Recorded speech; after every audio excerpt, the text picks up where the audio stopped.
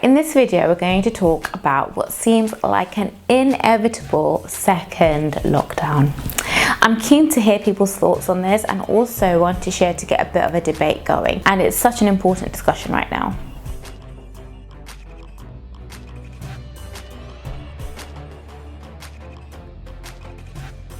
Hi, I'm Fifi, a mom, engineering consultant living in London, and I make videos about saving money, investing, and understanding the economy to make better financial decisions.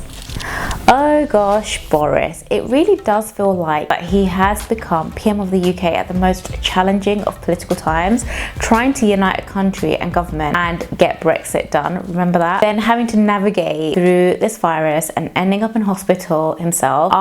We as a nation have been quite sympathetic, as well as the opposition. Now, as we're near the end of 2020 and now 7 months since the UK officially went into lockdown, the gloves are off, guys, and people are angry and politicians are fighting. So back to normal then, really. Not really. So early last week, Boris Johnson made it pretty clear that he was opposed to a second lockdown, and as the week went on, it became pretty apparent that SAGE had advised of a circuit breaker style lockdown almost a month prior to this. But who are SAGE anyway? Well, it's short for Scientific Advisory Group for Emergencies. Quite a convenient acronym actually. It's normally chaired by the UK's chief scientific advisor, and it's made up of experts from academia and practice, and they don't operate under government instruction. So their job is not only to sprinkle the facts but pour them over with a heavy hand, and the government doesn't have to heed their advice. And in this instance, this time around, it actually hasn't. Having said that, SAGE didn't mince their words this time, and they stated that a failure to take more drastic measures could be catastrophic, guys. Keir Starmer, the leader of the opposition, and more on that in a little while, was pretty supportive of the circuit breaker idea too. But instead of a circuit breaker or a second lockdown, we now have a risk rating with medium, high, and very high. So London, as of Friday last week, is in the high category, and it did take a few reads to get my head around the rules. It's not difficult, but it isn't straightforward either, and that is what I'm realizing. It is a very difficult balancing act for our Prime Minister, even in his own cabinet.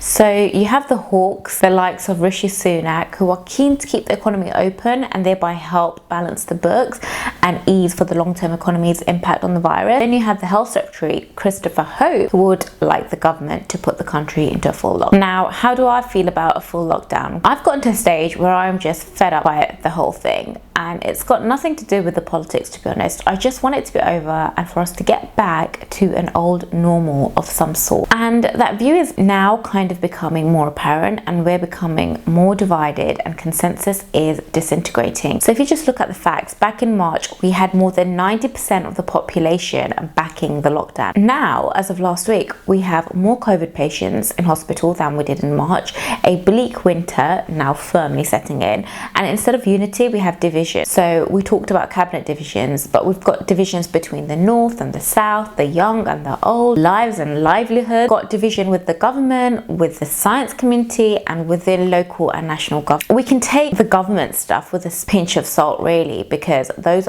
organizations kind of need to be divided for effective debate in a democracy. However, the stakes are so high with this discussion and crappy virus that it's kind of depressing. And we have to admit, there have been some drastic mistakes, even as someone who is not into politics. And the two that stand out is the failures and inadequacy of the track and trace regime. I mean, come on, guys. Screwing up Excel sheets, glitchy apps. South Korea had a track and trace system in place almost immediately during the first lockdown, and the UK decided to build their own at a cost of £10 billion, by the way, and it doesn't work. I mean, why didn't they just buy the solution already?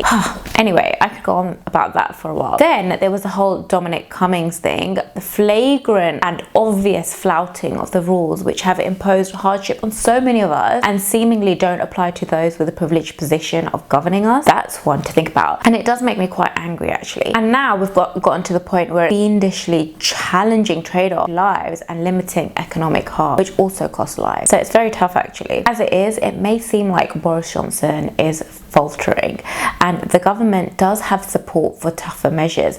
Interestingly, Keir Starmer, the Labour leader and main opposition, has actually been branded as a shameless opportunist last week. And and noted that with infections rising in 19 out of 20 areas in the UK and the country in support of a second lockdown, he's actually called for one, and the country supported. According to the Telegraph, on the broadsheets out here, almost 70% people support the new tiering and lockdown rules, and 40% want the government to go even further, and there's only 50% opposing to a second lockdown. The question is, will these local lockdowns work? Well, from my research and reading, probably not. The reason why I say this is because the trade-off with the government for local lockdowns is to receive funding for hardship caused. Yet local authorities are fighting back, asking for more generous funding to cope with the hardship, and that has led to areas not moving up the tiering system as quickly as they should have. And arguably, London should have been raised to the second tier sooner, and Manchester, with the highest levels nationally, remains in tier 2. So this makes it quite inevitable that a second lockdown is very much looming. Gosh. And the problem isn't universal, and that makes it a little hard to digest, I suppose. Back to South Korea, the cases have now stabilized at less than 100 per day at the moment. Just for comparison, we have about 15 to 20,000 per day here. They pretty much put in place masks, quarantine, isolated the vulnerable. They even have an app which works. And like I said, contrast that to the UK, where we've spent 10 billion on an app that barely works. Everything is managed centrally, and with numerous departments failing to do their bit. I don't generally care much for politics, but it has generally been disappointing. Here's a few more videos on the virus and lockdown, so go check them out. And let me know down there in the comments below how you're faring. Cheers, guys.